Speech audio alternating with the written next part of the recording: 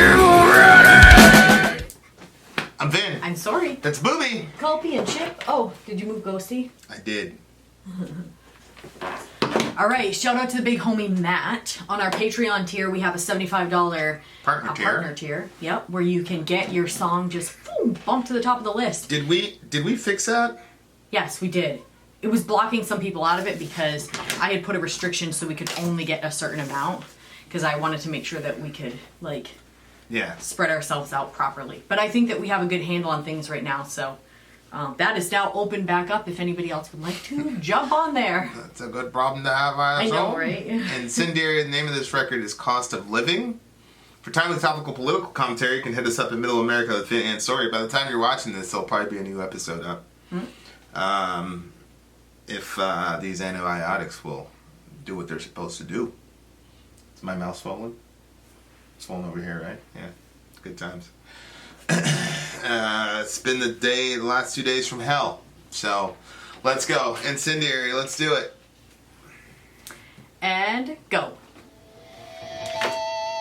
Witnesses say 37-year-old Kelly Thomas was calling out for his dad while officers repeatedly tased him. The violence was out of control. They're beating him with a black flashlight in the back of the head, and it was unbelievable. I can't believe what I saw. It was just crazy.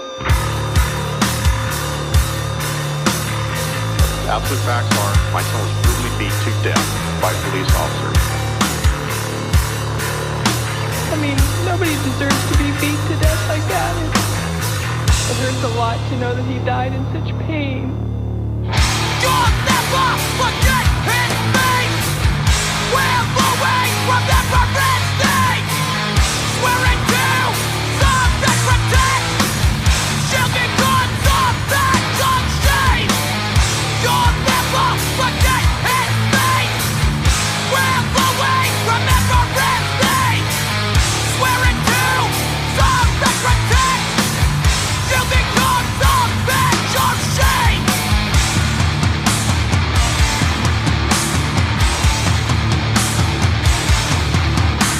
Your blood is running. Your unit beneath. Dominate control. There won't be a trace. Society accepts this fucking bliss. A marginalized and weak. Those without a voice to speak. Marginalized and weak. You kill your very person just to sort of protect. Whoa.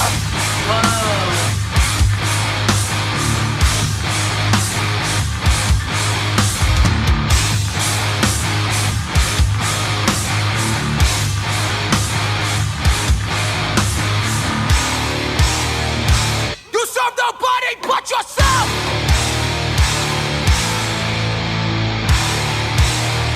Make them feel the pain that he felt. You'll never forget his face. We're moving from the forbidden state. Swearing to serve and protect. Shielding guns of vengeance shame.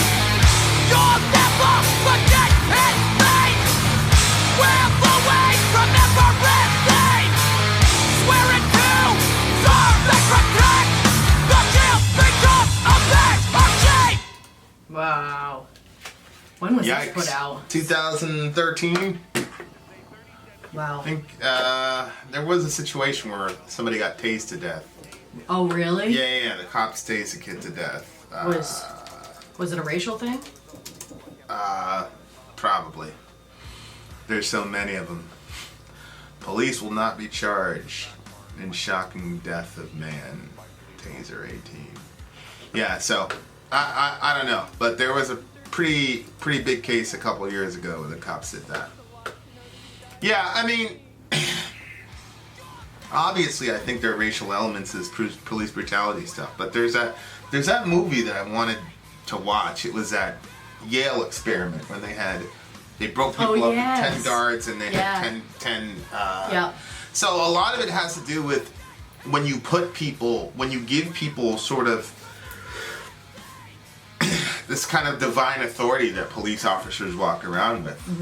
You know, like a lot of them feel like they're untouchable. A lot of them feel like they're, and you know, I mean, I think the Eric Garner case, you know, where they strangled a guy on the street, like it just came out that those cops are not facing any charges. You know what I'm saying? So it's like, you know, when you give somebody with a sinful nature that type of latitude, then of course they're going to abuse it.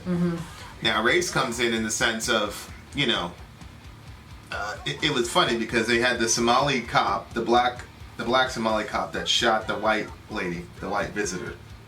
Okay. And he got charged. Really? Yeah. And he should have been.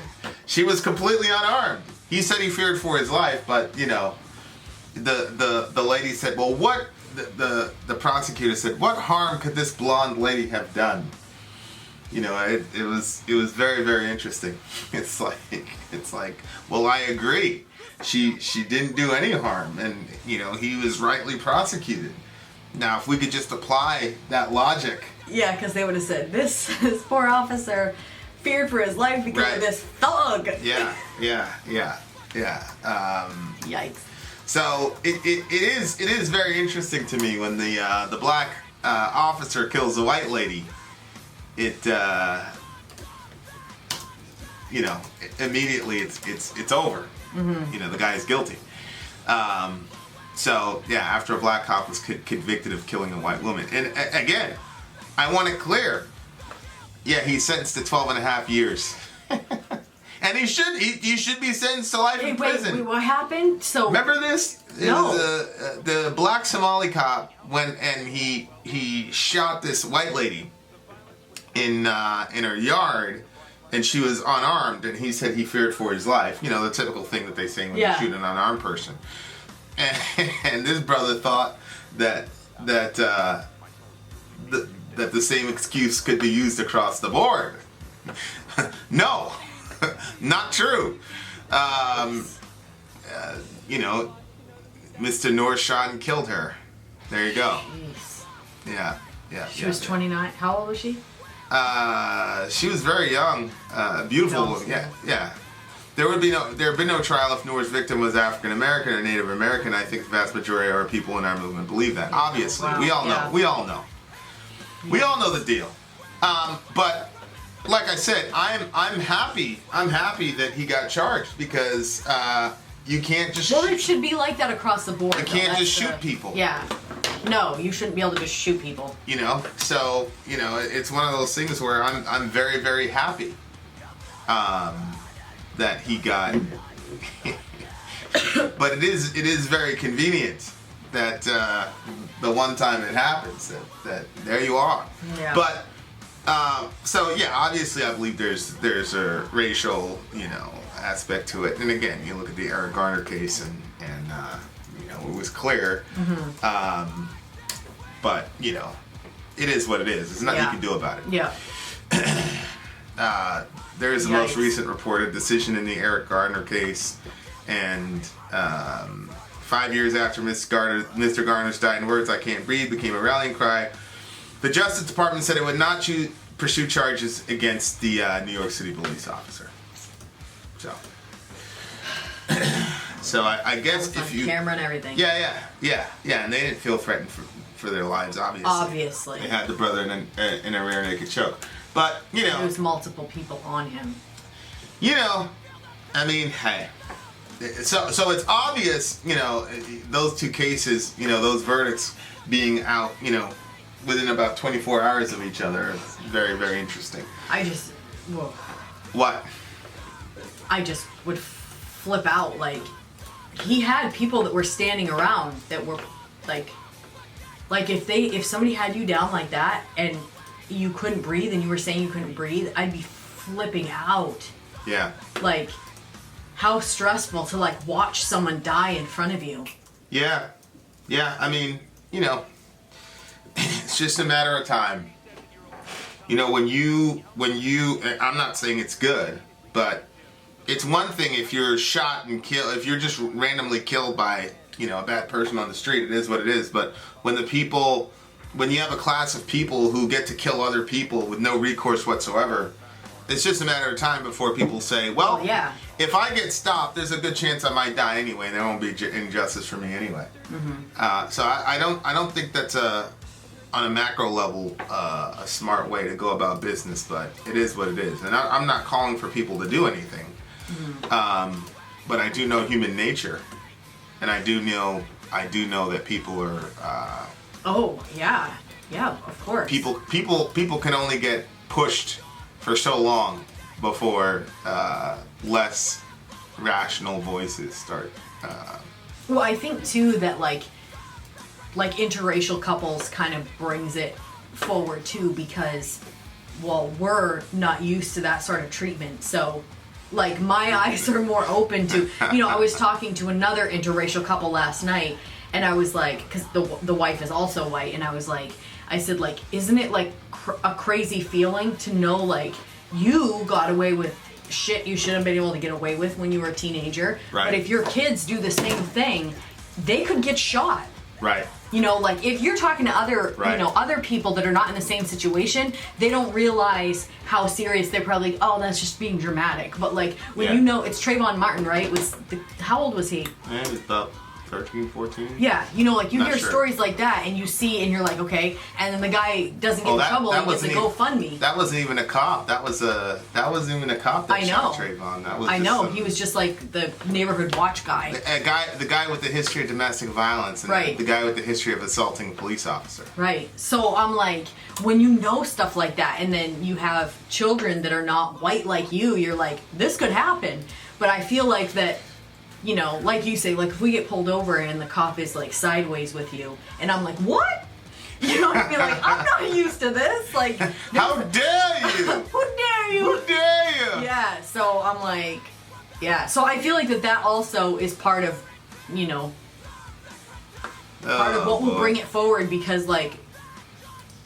Like when white people feel injustice. Oh yeah, we are not good with that. Shit's going on all the time. Wait a second here. This has to stop. This is like the whole. Stop. See, look right there. Here's the back and forth, right? I fired once. The threat took a couple steps back. Did you just say the threat took a couple steps back? Yes. The whole blonde hair, pink T-shirt, and all is a threat to you. Like, yikes. Yeah. Well, like why mention that? Right. Other than to say, well, look, we know who you should be afraid of, and white people, we're all peace-loving people, especially people with Nordic traits. That couldn't be a threat to you. Right. And that wasn't what was said. It'd be a different thing if it was dreads and stuff. Yeah. Then it'd be a threat. Right. Yeah. It's a problem. Like when Trayvon Martin got killed and he was just a kid, and then, but it's just, they always talk about the threatening, oh, well, he ran. Oh, well, right. The child was just buying Skittles, and you came at him aggressively. What do you think he's going to do? The guy have a rational conversation. The guy that's got the again the history of wife beating and assaulting police officers somehow was able to convince enough people that he was innocent. He was innocent. I mean, hey, GoFundMe started, and hey, it is what it is. It is what it is. At the end of the day, in Chicago, he can walk around just fine, but if brother's walking down the wrong block, his own people will kill him. Mm-hmm. So you kind of get what you deserve at the end of the day. But it is a very interesting, and I even had this discussion with Elio Mike, who's a cop, and he said, yeah, I mean, if I feel threatened, I have the right to do that. And I said, well, if I feel threatened at a police officer, do I have the right to kill him? He goes, of course not. Oh, of course, and he didn't see how crazy what he said was. That's why I'm not an anarchist. I'm never going to be an anarchist, but I do like Noam Chomsky's ideas about making people in authority justify their authority. Mm-hmm. Yeah, and I think that that's an interesting concept, and I think that that's something that we really, really need to look at, because it's one of these things now where before the advent of social media and technology, and everybody's a news reporter now. Mm-hmm. So before, you'd be able to pull all this bullshit and spin it in any way you wanted, but now, unfortunately, this shit is happening on camera. Yeah. So now... Yeah, but it's been happening on camera. Like, you remember that one where you saw, like, there was, like, this black guy that was running, and then the cop got out and just shot him right in the back, and then you see the cop, somebody was, like, in the park videoing, and then the cop goes over and picks up, like, drops a gun by the person. Oh, yeah. Like, Yeah. totally set that guy up. Yeah. What happened in that situation? Which one was that? Yeah, there's so many of them. Wow. I think that guy, he got indicted. That guy got indicted. That guy got indicted for all. Oh, good. Well, yeah. Again, like I said, now now you got a bunch of people who saw the Eric Garner thing. The verdict just came out a couple days ago. So now you got people basically. Couple days ago? Yeah. Because they initially didn't get indicted. Then there was a public outcry. They got indicted, and then they just got released. No charges a couple days ago. So now you got people who are very, oh very, my God, very. that's so frustrating. You have some very, very angry people. Yeah. And rightly so. And we're in a country with over 100 million guns, and it's not a good situation. Something needs to change very, very, very quickly. Yikes. And and people need to. And this is what the next Middle America episode is going to be about. People need to take accountability for their rhetoric, because some of the rhetoric on both sides is leading people to do very, very drastic things that are ending in people dying. Yeah. And so that needs to stop. Yeah, I totally agree with that. But this idea that police get carte blanche to do whatever the hell they want because they're police officers is crazy. Remember when we first started? I can't think of any idea more un-American than that. Go ahead. Remember when we first started like this discussion about like if somebody says something like, the whole punch a Nazi thing? Yeah. Remember the first time that you brought that to me? Yeah. And I was like, well, I mean, you can't go around saying stuff like that and not expect you to hit in the face. And you were like, what? And then, I have since, I retract that original thought process that I had on it, because now I'm like, no, now that I'm seeing like everybody's punching everybody in the face and like going after people with crowbars and all kinds of stuff, I'm like, people, stop, this is not okay, like you can't do that. And I think too, like watching like how how kids will use their control against each other and saying like, okay, that's a problem. Just because you're stronger doesn't mean that you should be able to use that against your younger sibling or whatever. Right. And the same thing is true with, if somebody has a terrible idea, you should use your influence to show them where their thought processes are wrong, not use your strength to like beat them. We have to be able to, have discussions and conversations, and people have to, what's kind of lost too in our society is people actually like being repentant or being sorry for things that are actually wrong. Like sometimes people are so busy being on the defense, oh, I never owned a slave. I'm just using that because obviously that's on the brain because you're sitting beside me.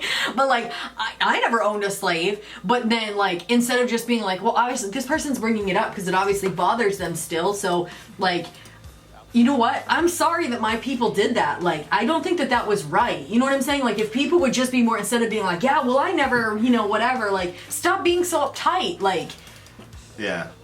Although this particular song, but that's why I said initially about that Princeton study, because it's not only relegated to race. There was that thing with the white guy in the hotel. Yes. And he was saying please, and the cop shot him anyway. I know. The cop gave him all these strange. It was so confusing. It was like put your left hand behind your right ear at a 90-degree angle. And he was for 4 giving seconds. him way too many instructions. And the guy was already, you could say, was kind of drunk. Yeah, he was scared. trying. He was scared, and he was rightly scared to death because the cop killed him. I think he told him to cross his legs or something. Yeah, it was some crazy. But normally when you see stuff like that, you're like supposed to put your hands out and you're supposed to spread everything. I've got a brother in a certain branch of law enforcement that he sees action regularly. Mm-hmm. Matter of fact, once he got out of selection and whatever, his first whatever was extremely dangerous, and he showed hella restraint. Yeah. Like, and the person actually had a weapon. And that's the reason he wasn't following my brother's commands. And that dude still made it out of the situation alive. Yeah. At the same time, though, my brother is highly, highly, highly, highly trained. He gets training that other police officers do not. So if a police officer was in my brother's situation and killed that guy, he would be justified in doing so. It didn't have to happen, but he would be justified in doing so. So there's a scale of, because we've seen that video where the cop was talking to the guy and then the guy goes and kills him. Yeah. And it happened in like 5 seconds. So it was really fast. So he has. I talked to him about this stuff, and he has, obviously a different view on it because no clue that was coming. Because he's in it. And they see those videos. All those guys see those videos, and their big thing is, I'm going home tonight. Fuck you. Yes, yeah, and I hear that, but the guy that was on the ground, he had his hands up. I agree. This other guy, he had his hand in his pocket. Right. So that's where you're like, okay, well, that's obviously, that could be a problem. And it was. I you know agree. What I mean? Like, I agree. This other guy was intoxicated. He was on the floor. He wasn't acting at all. Of course, the kid with his hand in the pocket wasn't acting defiant at all either. But the other guy was acting weird, though. He was. He was acting a little weird. Yeah, he was a little. The other guy was just like, he was drunk. Yeah. And he was basically pleased, like, the attitudes were different. Yeah, I agree. The attitudes were different, but a lot of these, but my brother, he was a pretty stringent selection course.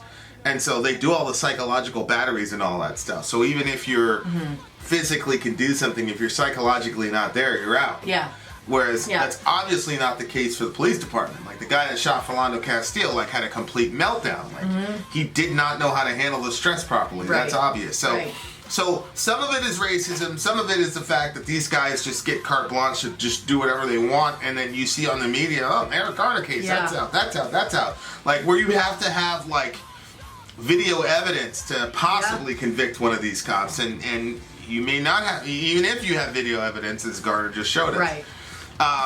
So there's the racial element. Sure, you've got a group of people that have a license to kill almost with impunity, and then there's also de-escalation and training in de-escalation and training in discriminatory fire and things like that. And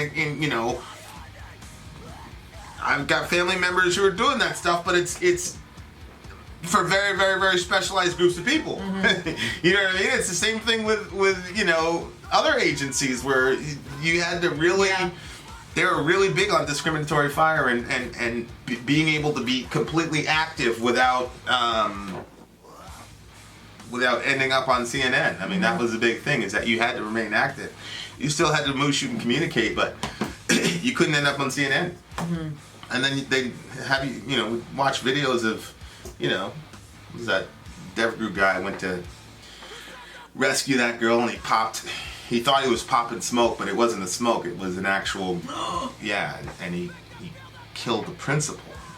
So you watch stuff like that over and over again, but you're in a very highly specialized trained scenario where you're literally doing that stuff. So when you go out, you're very good, and you're very, okay, smoke's over here, but your average cop is not trained to that degree. Right. Just not. Right. No, yeah. They're trying to get their pension, and everybody wants to go home. I heard it's pretty easy to get your to get into that field, as far as how long you have to being a cop. It's like summer camp. Or I thought you were talking. Well, I mean, comparatively, yeah. I mean, it's not that difficult. Yeah. But I just think that I do think that the psychological testing needs to be more stringent as far as whether or not you can get in. And I would actually put the psychological stuff above the physical stuff. Because, I agree. I mean, because the thing is, you see cops lose their body all the time. You know what I mean? That's why the donut thing is such a big joke. You know what I'm saying?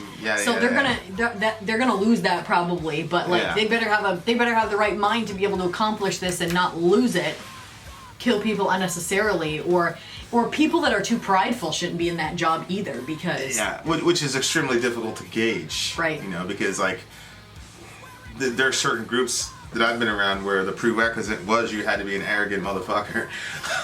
Otherwise, you weren't going to pass election. Really? You don't say. Yeah, you had to be. Yeah. So, but yeah, the psychological, like, how do you do under stress? How do you do under pressure? Like, that. Just watch the Philando Castile video. Like, the guy was out of it.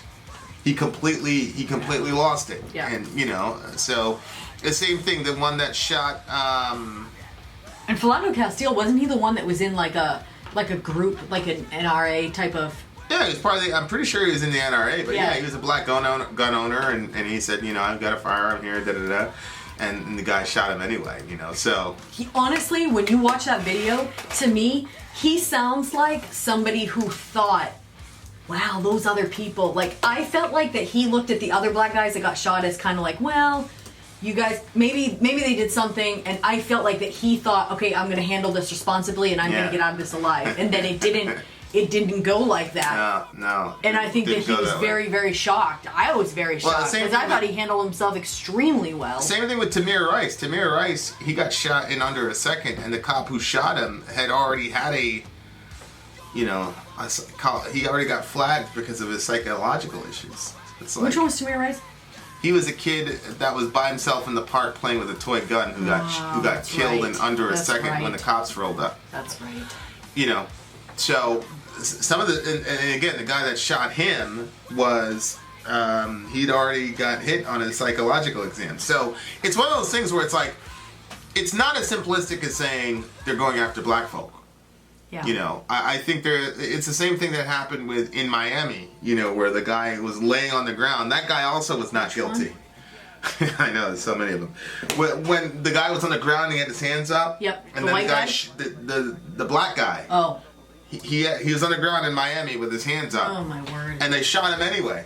And the guy said, "Why did you shoot me?" And the cop said, "I don't know." And then it turns out that in Miami they were using real life, the mug shots of black convicts as target practice. That might have something to do with it. You know what I mean? Yeah. Like, that guy also was not guilty. Yeah, you tell white people that and they don't believe it. He also got... I don't believe that. No, I put it in the video. I know, but it was there in the video. Yes. It's not debatable. Yeah, but they're saying, but you could say, well, how do we know that those were literally the ones that they were using? Just because you found it over there, it says because the Miami-Dade Police Department apologized for it. Okay, well, that's different then. but it's like, the guy, he said, "Why'd you shoot me?" I don't know. And he got off too. That was a month ago. He got indicted, but then he got off. He didn't do anything criminal. But the black cop that shoots the blonde lady, he's going to jail for 12 and a half years. He should go to jail for 30 years. I'm sorry, you kill somebody? I know. You're out. See ya. Well... What? I just think that it's a little bit tougher than that, because then I think nobody's going to want to do the job. Good. We have to have the law somewhere.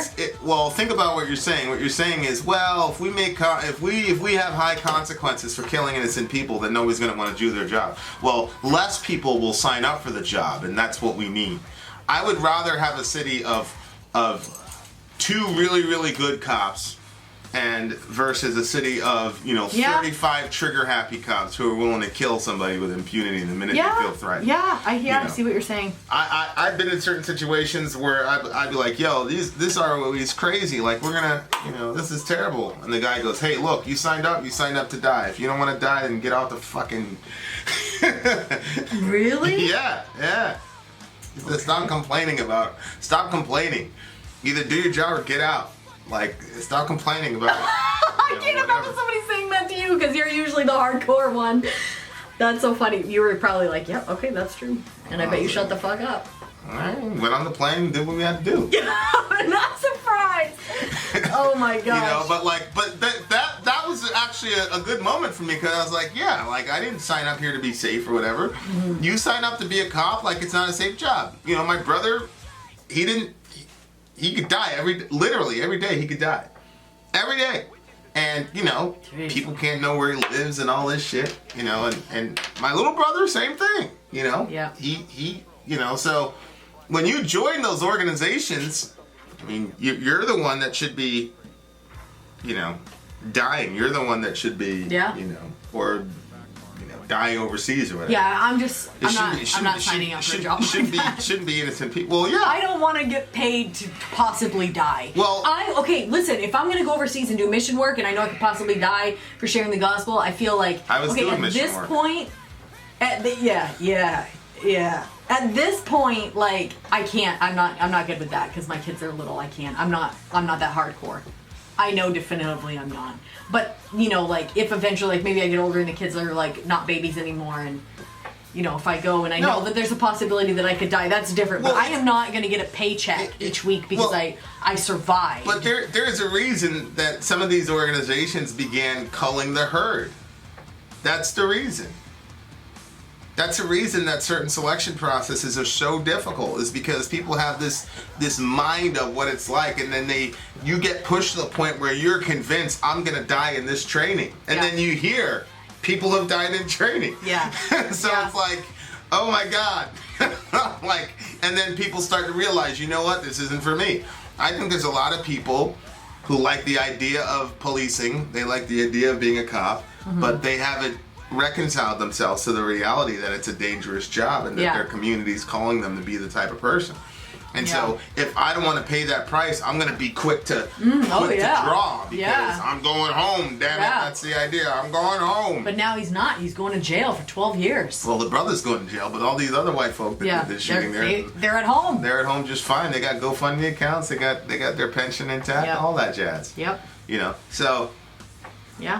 I just it's not a simplistic. It's a very, very complex solution. At minimum, I think Democrats, Republicans, black people, white people, I think everybody can agree that these guys need more training on de-escalation. And I think everybody would be probably okay with also having more stringent psychological exams as far as who gets in the gate and who doesn't. Because if you don't, it's gonna. I don't care. Increase their pay, whatever. Well, yeah, sure. I mean, the pay isn't the issue.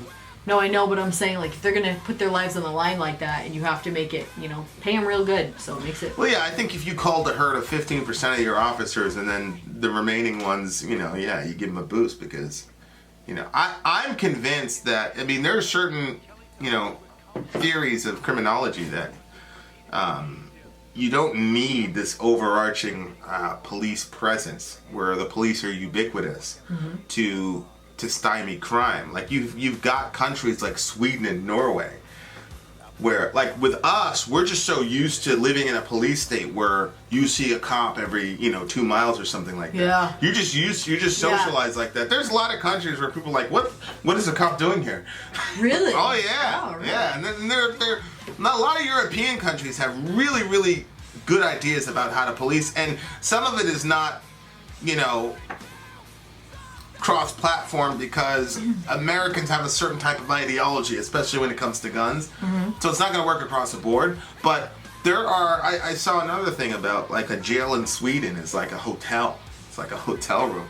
And I know initially it's like, oh my God, we don't want it to be like a hotel room. Well, what do we want it to be? Do we want people to suffer and then lift weights all day so that by the time they get out of prison, they come out hardened? That's true, yeah. Massive criminals, like, and you wonder why their recidivism rate is so high. Wait. Varg. When you worded it that way, I was like, wait, that is a problem. Varg went out and killed somebody. They put him in a nice little hotel for a while. Then he came out and he went to his farm, shot his little YouTube things with his friends. He wasn't hurting anybody. Yeah. You know what I mean? These things like, we need to make the jail a hell so they'll never want to come back. No, you're just turning him over to. Yikes. You're turning him into a worse of a criminal than he was before. And then that's crazy. He's a complete social pariah. He can't have a job, and now he's 50 pounds heavier. He's buff as hell, and now he knows how to break into cars. So thank you very much, America. And we've got to see. This is a problem like all over the place. Like how we treat criminals. They have to get let out at some point. Then you got the fear of the police officers. Yeah. I mean, it's just crazy, and it's gonna get to the point now where I guarantee there's going to be some people, they see that cop approaching, they're going to say, well, it's either my life or his life. So once that gets activated, forget it. But this is a good song. It was written in 2013, 14? So that was like right at the beginning of the Black Lives Matter stuff, right? What do you give the song? Oh boy. Okay, this one's... It's a deep one. Yeah. Short song, but it was deep. Yeah. I give it a 9.3 from me. And I actually like the music. It's a 10 for me. No disrespect to anybody who, you know, their family or anybody that they like, because I feel a little bit like disrespectful voting on it. You know what I mean? Oh, because yeah, of the yeah. topic and stuff. Yeah. So. Yeah. Yeah, it was a good song, and it was right to the point, but it was kind of like a mix of nu metal and hardcore. Yeah, I liked it. I like the mix, though. I hope this band gets asked for more, because I'm intrigued. Look at these, you guys. They're little porcelain dolls. Yeah, where'd you get those? Somebody gave them to Selah. I bet it's not very clear how cute they are. They're like literally all porcelain, and they have these little cute dresses and hats. But she got in trouble, and all of her toys had to get removed. But I like pulled these out. I was like, I can't part with these little cuties. There was like a couple things I pulled out. She did a lot to get herself in that situation, so don't feel bad for her. Yeah. All right. Vin out. Sori out. Gone.